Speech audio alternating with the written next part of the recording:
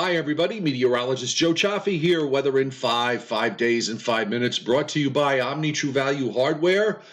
And they're getting ready. They got all the rock salt you need and any of the very popular snow melt products like Pelleto and Mag Ice Pellets and Flakes. They're at 1226 North Wellwood Avenue in West Babylon, New York. And the telephone number there is 631-756-1125.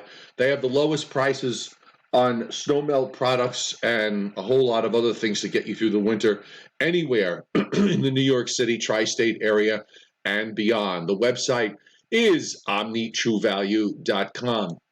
Just a real quick reminder off the top, Joe Rayo is back from Antarctica, and we will be doing our Joe and Joe weather show, resuming it tonight at 7:30 Eastern time. So I'll be putting up a link for that later on today. Meanwhile, we've broken out into sunshine as last night's warm front has pushed on up into New England.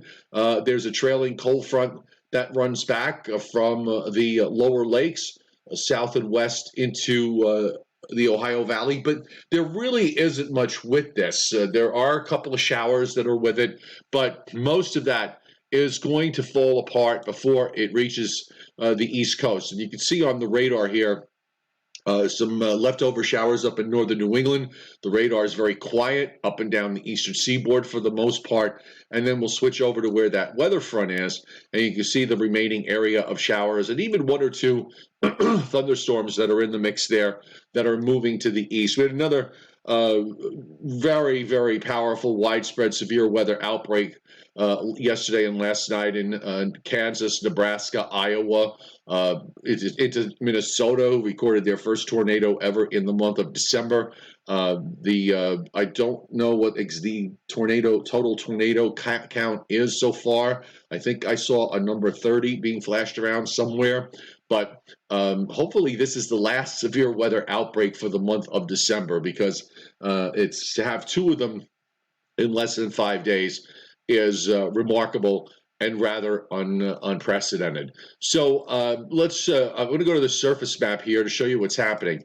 Now you've got this really powerful storm, excuse me, that's running up into Canada, north of Lake Superior and southwest of James Bay.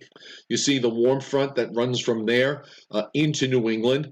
And when you look at, it's a little hard to see on this map, but you might ask yourself, well, how come we're not going to see showers and thunderstorms here? Well, the air actually not only is quite warm, and these are 10 a.m. readings, by the way. Also, the dew points are incredibly low. They're in the 30s. So there's hardly any moisture, only where you get really close to the front, where you have that remaining line of showers, where the dew points are running close to the temperatures in the mid to upper 50s. But most of the air up and down the eastern seaboard is very dry. And with the low going up so far to the north and west of us, none of the support for the showers will be making it into the east. So that is some good news. So we're going to just kind of look ahead a little bit here. WPC in their liquid precipitation forecast for the next 7 days, looking at about a half to maybe 3/4 of an inch across parts of Pennsylvania and upstate New York and New England. Now, I'm thinking north of Route 84, this could wind up being, some of it's going to wind up being some snow, and particularly along I-90 and points north. I think that's going to be mostly frozen there. It'll be a quick shot as low pressure moves through on Saturday.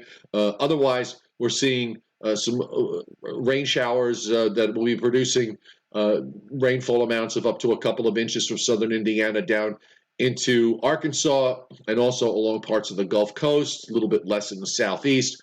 And we're seeing continued heavy rains from California, from Southern California, but particularly once you get north of LA and then run up the coast. There's several to many inches being indicated there. So let's run you through how I see things going forward. So we're going to have this front move on through, and it goes by, and then we're good. Friday will be a dry day. There is some cooler air that's kind of coming over the top here The air for tomorrow is actually going to be rather warm. We're in the 60s today. We're going to be in the 60s again for Friday, or at least upper 50s and lower 60s.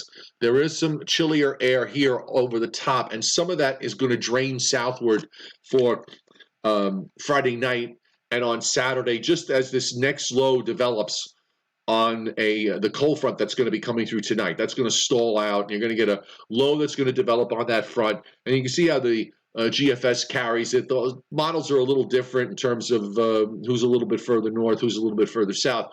But the general idea is we're going to have a low move across the Ohio Valley. This is Saturday morning. You have low pressure in southern Indiana, southeastern Indiana, that moves into southern Pennsylvania. That low could wind up being as far north as western New York.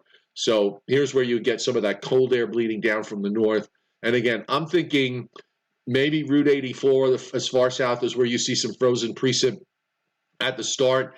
And you got to go maybe up toward I-90 and points north, where you could wind up with several inches or more. That low moves out, and we're going to get a shot of cold air to come in behind it and drier air for Sunday and Monday. Next week, for the most part, to me, looks uneventful. There is a system that's moving across the Great Lakes with the leading edge of some colder air. There's also going to be a low moving across the Gulf states. The GFS wants to try to bring this low a little bit closer than it has in the past several runs, but for the most part, it does keep it out. But that low is very important because it is going to start to bring down much colder air from Canada, and it's going to start Christmas Eve and take us through Christmas Day and beyond. So Christmas Eve and particularly Christmas Day and the day after Christmas, Boxing Day, are going to be rather cold. So we're actually going to put 3 days in a row where there's going to be some substantial cold air. Hang on, I'm going to take a look at the long range in just a second, and I'll set the upper air map for you. If you're a winter weather lover, you're going to love this because I'm going to capitulate to an extent. Weather in 5 brought to you by Omni True Value Hardware, 1226 North Wellwood Avenue in West Babylon, New York. 631-756-1125 is the phone number there for all your winter weather products that you need to do cleanups. The website is omnitruevalue.com. So in my long-range post a couple of days ago, I was a little bit dubious about how the models were handling the possibility of cold. And I guess my biggest concern was trying to figure out where this block was going to be. So it was pointed out to me that maybe I was taking a too conservative a route, that this might actually be something that will be important in terms of what happens in the long range. And indeed, it does seem like that this is going to bring us into a colder pattern for the last week of December and probably headed up into the first part of January. You'll notice the block over Greenland is very strong. We also have a blocking high pushing up into the Aleutians. And basically, the upper flow is displaced to the south.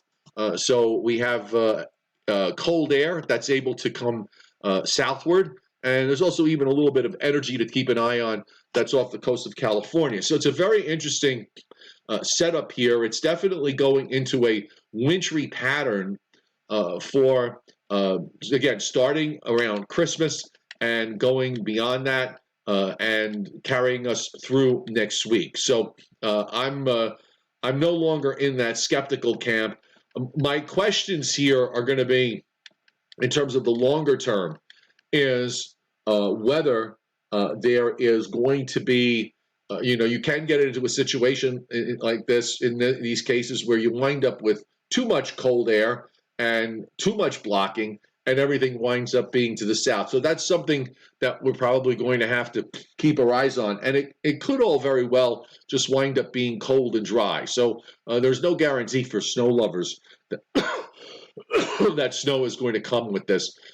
Excuse me for coughing. I'm on these really powerful meds that are helping me recover from my post-appendectomy and the colitis that developed. So it's given me a bit of a hard time. I'll just run through the teleconnections with you. You can see the NAO here is going sharply negative. It's going to bounce around a little bit over the weekend, and then we're going to stay mostly negative. There are some members that go positive, but most of the members are negative.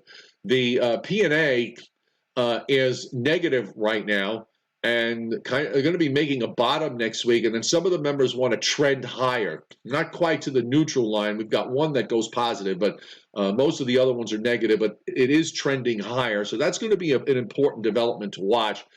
And the other is the Arctic oscillation, which is actually quite impressive if this verifies, because we have a lot of the members of the GFS showing the Arctic oscillation going 4, 5, and even 6 standard deviations from the mean. So one of the things I always talk about with respect to the teleconnections, folks, is that when they get stretched to extremes, then that's when you could wind up seeing something happening, whether it's here or somewhere else. I couldn't tell you, but the extreme nature of the teleconnections usually is a pretty good signal that